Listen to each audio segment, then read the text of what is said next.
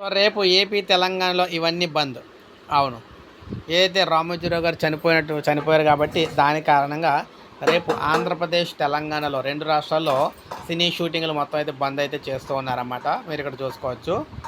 Ramoji group సంస్థల chairman Ramoji Rao మరణ వార్త తెలుగు చిత్ర పరిశ్రమను తీవ్రంగా కలిచివేసింది. ఆయన మృతికి సంతాపం సూచకంగా ఆదివారం చిత్ర పరిశ్రమ బంద్ పిలుపునిచ్చినట్లు చలనచిత్ర నిర్మాతల మండలి ప్రకటించింది. షూటింగ్లను నిలిపివేస్తున్నట్లు తెలిపింది. ఈ మేరకు నిర్మాతల మండలి ఒక ప్రకటన విడుదల చేసింది. మరోవైపు పలువురు సినీ ప్రముఖులు రామోజీరావుకు నివాళులర్పించారు. ఫిలిం సిటీలో ఆయన పార్థివ దేహం అంజలి ఘటించారు. మోహన్ బాబు, రాఘవేంద్రరావు, రాజమౌళి, కీరవాణి, శ్యాంప్రసాద్ రెడ్డి, నరేష్, కళ్యాణ్ రామ్, సాయి కుమార్ తదితరులు నివాళులర్పించారు. సో అందుకే ముఖ్యంగా సినీ ఫీల్డ్ మొత్తం అంతా కూడా మనకి రేపు బంద్ అయితే చేయబోతుందన్నమాట. ఆదివారం అటు ఏపీ, తెలంగాణలో ఎక్కడ షూటింగ్లు అక్కడే అయితే ఆగిపోబోతున్నాయి. మొత్తం అన్నీ ఆపేయబోతున్నారు. సో ఇది మనకి లేటెస్ట్ అప్డేట్ ఇప్పుడే వచ్చింది. ఒక లైక్ చేయండి, సబ్స్క్రైబ్ చేసుకోకపోతే సబ్స్క్రైబ్ చేసుకోండి.